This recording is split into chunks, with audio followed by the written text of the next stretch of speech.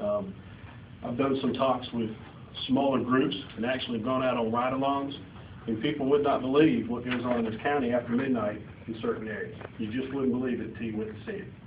You know, these people are out there, and they're walking around, they're looking for a grill to steal. They'll steal anything. And yeah, that's right, they'll steal anything. And again, why in the world are we 17 out of 100 counties when we should be down at 42nd, 46th?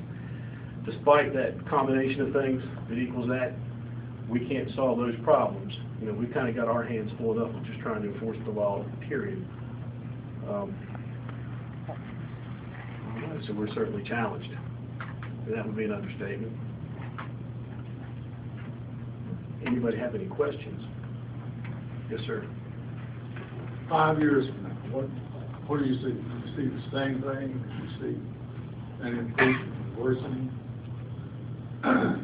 Well, we're actually very involved in going to some conferences, and they foresee meth growing. They foresee the prescription pharmaceuticals growing. They don't know where crack cocaine is going because that might be offset to some degree. You know, they want to put in a lot of educational programs. They wanted to put in educational programs, but all those have been cut from budgets, so they're on the federal level. So, you know, we just don't know. You'd like to think that if people are working, they're too busy to use drugs, and there's probably some truth to that. But who knows, right now there are probably people in a position to get more addicted than what there would have been 5 years ago. So that is so hard to predict. You know, it's just about impossible. You know, I'd love to be able to say it's going to get better. You know, and one big problem is there's just not enough jail space. You can blame the judge, you can blame us, you can blame the DA's office, but the truth is there's just no room in state prisons right now. And you know, inmates are subject to getting more space in that cell because of federal law than our military people are. So you can only squeeze so many people in there. Our county jail was actually made for 85 inmates, and we keep 120 in there. You know, they're on mattresses on the floor, you know, 24/7 these days. So, you know, the jail's full. So a lot of times I like to think we're doing our job because the jail's full. But it's a system that's so bogged down. You know, we're going to court now for cases that are 3 and 4 years old. And you would think that it would never extend that, but it really just has to.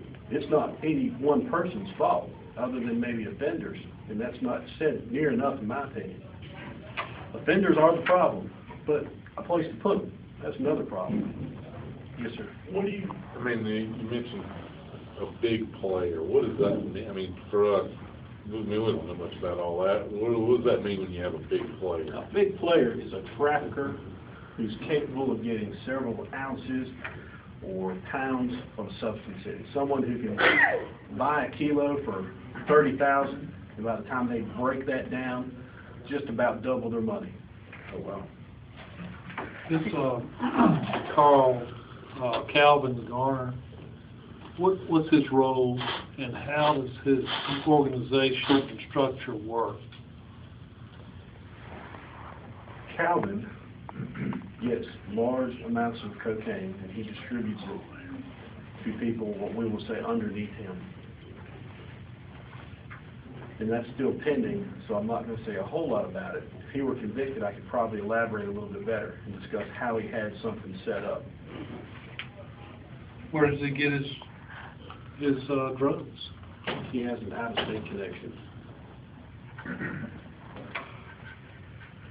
You said that meth was up. I thought there was restrictions in the drugstores where you couldn't get pseudoephedrine and things like that, the ingredients to go into meth. How's it up? I mean, it looks like it would be going down if you can't get the ingredients to make it. Locally, it's up. There are people from Roanoke Rapids associated with people in Goldsboro, and I don't understand what the Goldsboro connection is, but you can get meth in Goldsboro as good as anywhere you can in North Carolina. The western part of the state traditionally has had most of the meth. It seemed like it kind of stayed west of Raleigh. We weren't seeing a big influx in it. But it's here, and it's here right now. We haven't seen much of it, but now we're starting to see it, and we're hearing about it. People that are substance abusers. If we get somebody tonight for no driver's license, and they're a substance abuser, they'll try to give us information to get out of that ticket. And if it's good information, I don't mind working with that, because that puts the pieces of the puzzle together. But yeah, meth is prevalent here. And I think if you look statistically, they say that arrests for meth, amphetamine, are down. And it's gone down since like 2004.